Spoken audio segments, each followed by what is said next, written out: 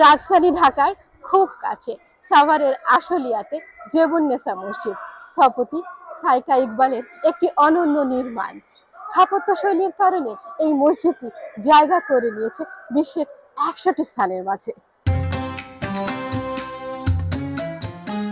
Jebunnesa Masjid time ম্যাগাজিনের the world's greatest places of 2025 এর তালিকায় বাংলাদেশের জেবুন্নেসা মসজিদ বাংলাদেশের কোন স্থান কিংবা স্থাপনা প্রথমবারের মতো স্থান পেয়েছে এই তালিকায়। আমাদের জাতীয় দৈনিক মারফত জেনেছি স্থাপত্যের উদ্ভাবন ও আধ্যাত্মিক প্রশান্তির মেলবন্ধনের কথা মাথায় রেখে মসজিদটির নকশা করেছেন সাইকা।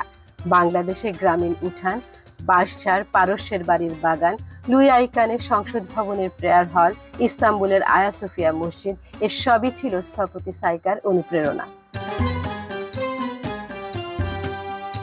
মসজিদের পশ্চিম দিকে রয়েছে একটি জলাধার, সেই কারণে শীতল বাতাস মসজিদের দেয়ালের আয়তাকার শূন্যস্থান বা ফুটো দিয়ে প্রবেশ করে মসজিদের ভেতরে। সীমানা জুড়ে কাচের পাঁচিল, ফলে প্রাকৃতিক আলো বাধা পায় না। স্থপতি সাইকা ইকবালের অনন্য সৃষ্টি জেবুন্নেসা মসজিদ। স্থপতিদের ভাষায় এর নাম দেওয়া হয়েছে ব্রিদিং প্যাভিলিয়ন। মসজিদের চারপাশের দেয়ালগুলোতে রয়েছে অসংখ্য আয়তাকার ছিদ্র, যা দিয়ে আলো বাতাস প্রবাহিত হয়। এসব ছিদ্র প্রাচীন ইসলামী স্থাপত্যের আদলে মসজিদের ভেতরে আলোর মায়াজাল বনে। এই মসজিদের অনেকগুলো বিশেষত্ব আছে, অনেকগুলো বৈশিষ্ট্য আছে। একটি তো আছে, বড় একটি গম্বুজ আছে, সেই গম্বুজটার উপরেই হচ্ছে স্থাপনাটি দাঁড়িয়ে আছে। আমার কাছে যেটা বেশি চমকপ্রদ লেগেছে, আমি যেখানে দাঁড়িয়ে কথা বলছি এখানে ইকো হচ্ছে, একদম সেন্টারে দাঁড়ালে এই ইকোটা হয়। আমার থেকে 1 হাত দূরে দাঁড়ানো ব্যক্তি এই ইকোটা শুনতে পাচ্ছে না, কিন্তু আমি শুনতে পাচ্ছি। এইরকম ইকোসিস্টেম বা মসজিদের সেন্টারে দাঁড়ালে এইরকম আর্কিটেকচারাল ওয়ান্ডার আমি দেখেছি আসলে বাইরের দেশের মসজিদগুলোতে। মিশরে দেখেছি, ইস্তাম্বুলে দেখেছি। তো এই মসজিদটাতে এটি ব্যবহার করা হয়েছে, যেটি আমার কাছে ভীষণ ভালো লাগছে।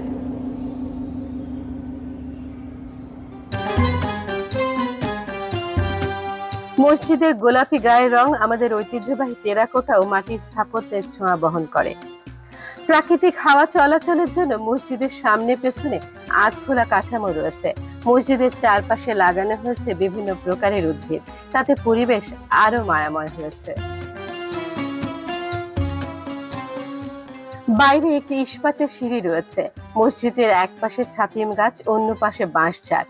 পানি, গাছ, পাখির ডাক, বুনো ফুল, লতাপাতা, আলো বাতাস আর মসজিদের তৈরি সব উপকরণ দেশীয়, কারিগররাও আমাদের দেশের।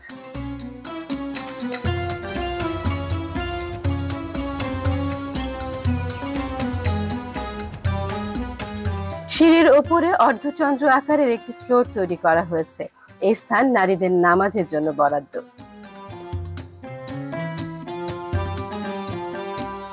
মসজিদটি মূলত আইডিএস গ্রুপের তৈরি পোশাক কারখানার প্রায় 6500 কর্মীর নামাজের জন্য বানানো। আইডিএস গ্রুপের ব্যবস্থাপনা পরিচালক তার প্রয়াত মা জেবুন্নেসার নামে বানিয়েছেন এই মসজিদ।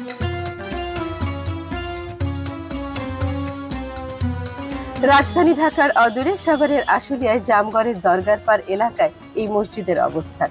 খুঁজে পেতে কিছুটা বেগ পেতে হয়েছে। অনুমতি নিয়ে ভেতরে প্রবেশ করতে হয়। জামগড়ে গিয়ে আসলে খুঁজতে হবে আইডিএস গ্রুপের অফিস। তাদের অনুমতিক্রমে ভেতরে প্রবেশ করা যাবে। আপনার সাথে লোক দিয়ে দেওয়া হবে, যিনি আপনাকে পথ দেখাবেন ও মসজিদ ঘুরে দেখাবেন। মসজিদ দেখে মন ভীষণ আপ্লুত হয়েছে। আধুনিক স্থাপত্যশৈলী এই মসজিদটি দেখে আপনাদের নিশ্চয়ই ভালো লেগেছে। বাংলাদেশের সবার জন্যই গর্বের বিষয় এই জেবুন্নেসা মসজিদ।